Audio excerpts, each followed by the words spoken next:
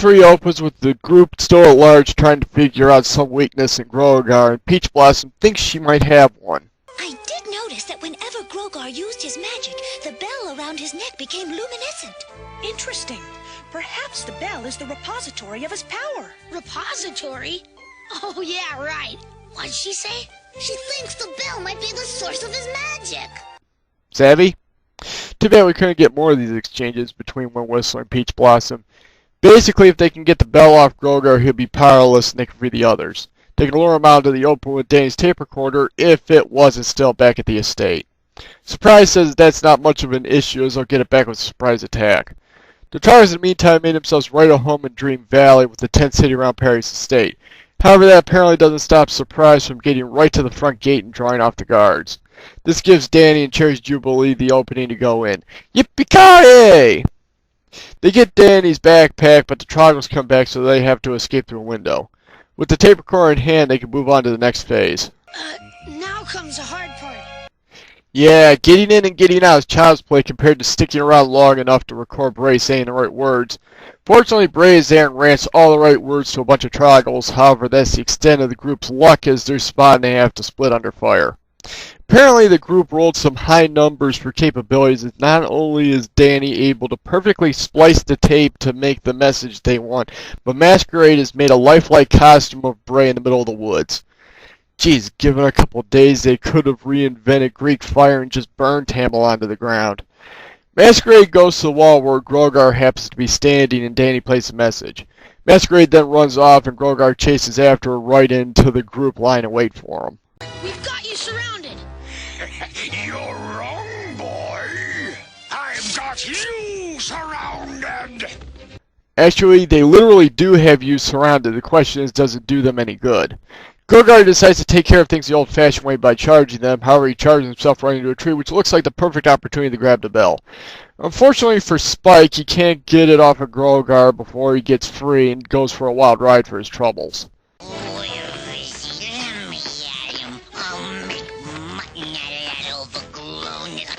I'll even cook it myself. Grogar finally says screw this and breaks out the cage beams. He captures Paris and what looks like Peach Blossom while the others scatter into the woods. However, it's actually Forget-Me-Not who got captured because Peach Blossom is too awesome to be captured. With the addition of Paradise and Forget-Me-Not to the capture list, the inmates begin singing a song that must have been born out of going stir-crazy as they're desperate to find a way out. We also learned that the Grundle King was captured at some point as well. Galaxy is still caught up on the bell and she thinks it and Grogar are connected. Paradise remembers the bell being mentioned in the legend, but not what it means. The ponies still at large in the meantime have taken setting booby traps to capture the Troggles. They get the particularly large one we've seen a couple times in a snare.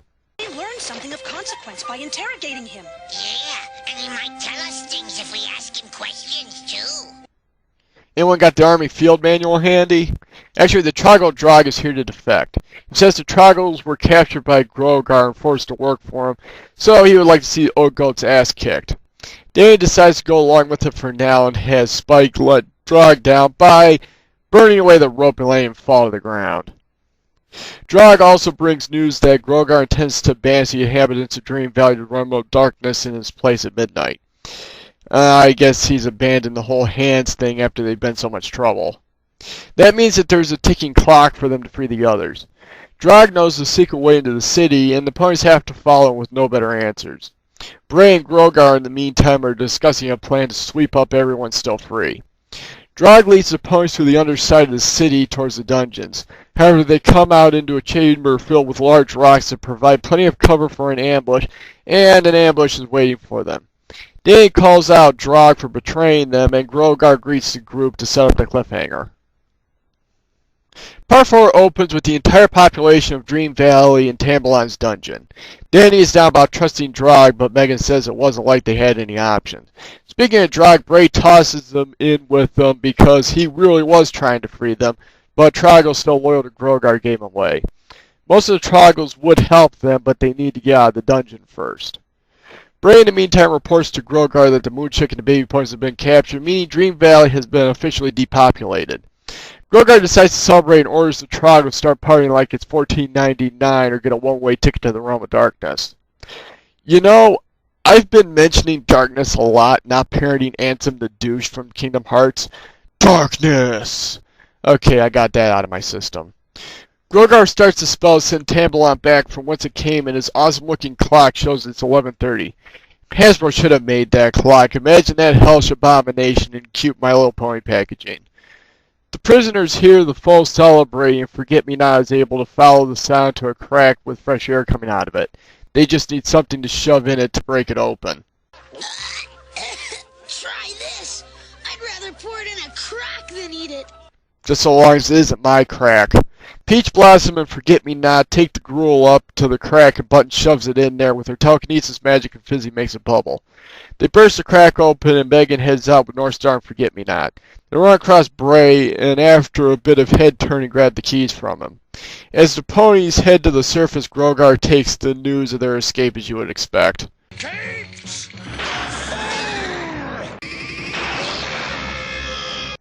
The Trogos celebrate like there's a gun to their head until Drog informs them the ponies are free and it's time for a revolution.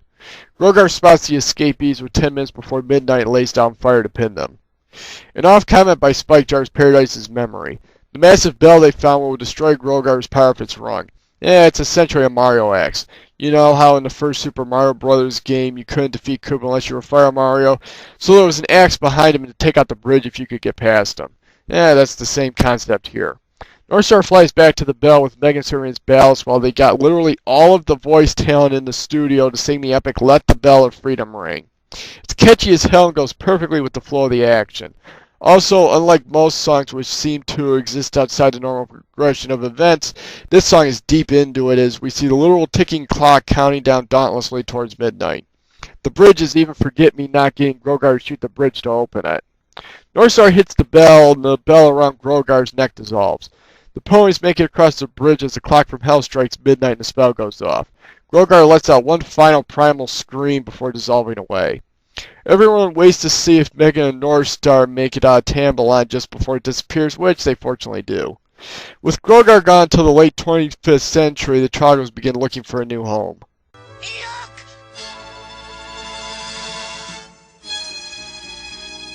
You don't think it's Grogar, do you?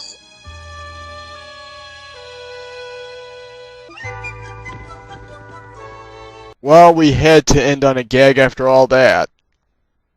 The Return of Tambelon was a triumph of writing, the story taking us from an afternoon of innocent fun to a chilling mystery to a crushing defeat to a guerrilla war to absolute defeat to snatching victory out of the jaws of that defeat was brilliantly crafted.